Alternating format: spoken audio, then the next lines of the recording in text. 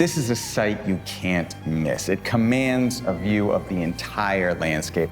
These huge concrete structures climb up and down the cliffs. It is massive. They say that property development is about location, location, and location. Well, look at this location. It's gorgeous. Why would you invest so much in building here only to walk away? The answer to that question is not just down to the money drying up. This is one of those cases where fact is stranger than fiction. You've got money laundering, you've got the Russian Mafia, you've got international intrigue, and they all culminate in this massive site being abandoned before it was finished.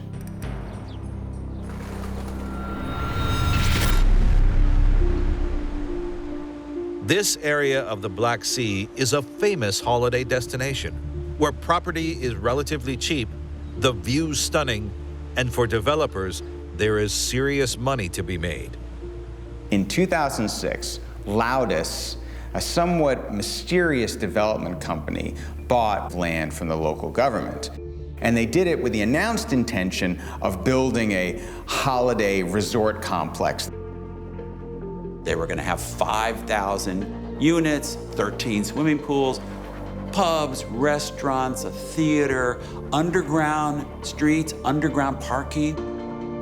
This luxury resort was to be called Costa del Crocco.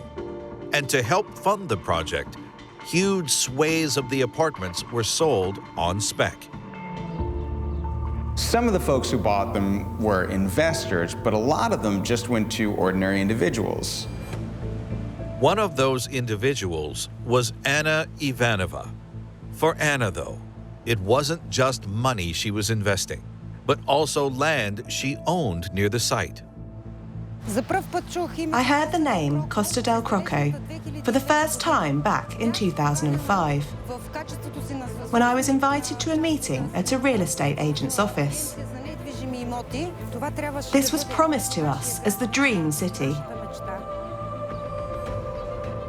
Like many others, Anna was sold on the idea almost immediately. The construction started in 2007, and they just poured everything into it.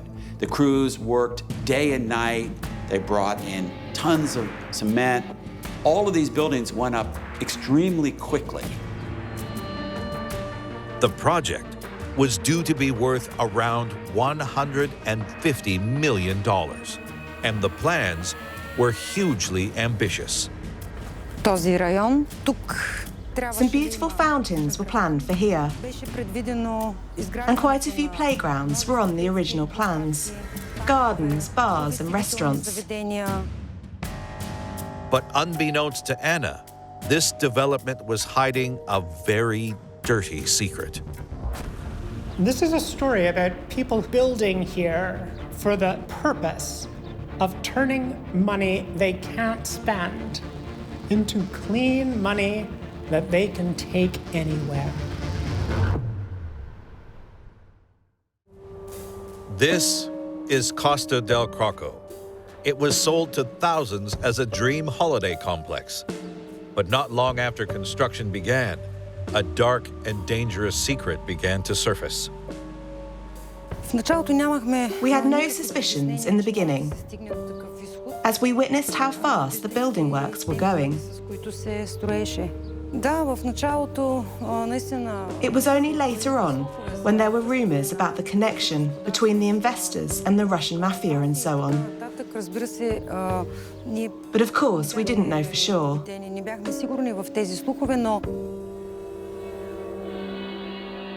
Information began to come out about who were the real investors behind it. Turned out one of them was a guy named Konstantin Tsiganov, a notorious Russian mobster who was part of a criminal gang called Euromash. In the 1980s, Tsiganov had been a founding member of the gang. This was back when the Soviet Union was falling to pieces, and the old Soviet government and the new Russian government could not maintain control. So gangsters like Tsiganov and his friends, they became like the Godfather. Tsiganov soon had tens of millions of euros in illegal money gained through violent crime. But before long, the authorities were onto him. So as Russia starts to sort itself out in the 1990s and early 2000s, Tsiganov has got to leave Russia.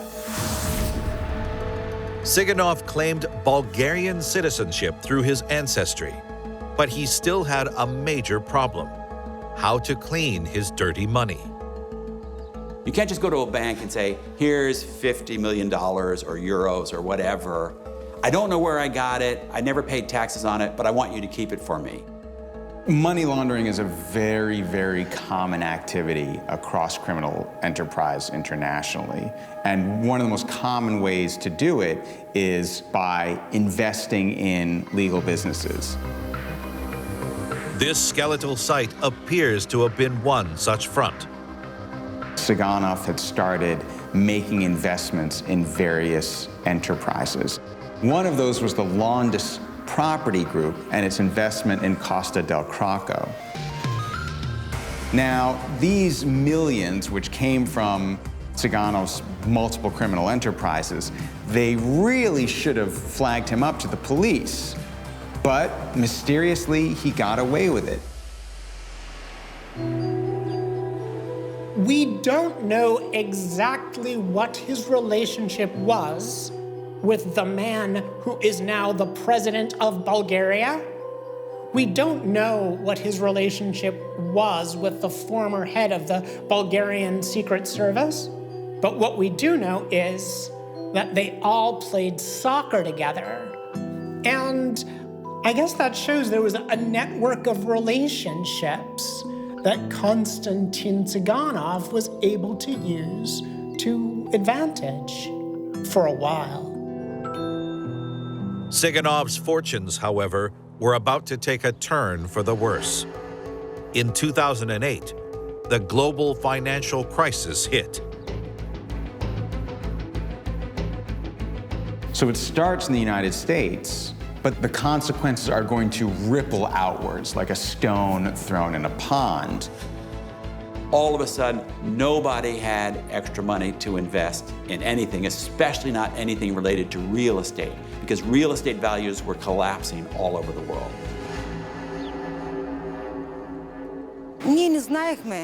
We had no idea what was happening. We could only see that all the building work had stopped. We received no official information on the reasons behind the hold-up. It was only later on that we were able to see the real situation. For Tsiganov, the financial crisis wasn't his only problem. It appears that there was a shift in power in Bulgaria, and that shift in power meant that Tsiganov's highly placed friends could not help him anymore. A year after the halt of construction at Costa del Crocco, in April 2010, Tsiganov, his business partner, and a number of other dangerous Russian mobsters were arrested and expelled from Bulgaria. At that point, Tsiganov seems to have disappeared. And there's no way to trace what happened to the millions that were invested in Costa del Crocco.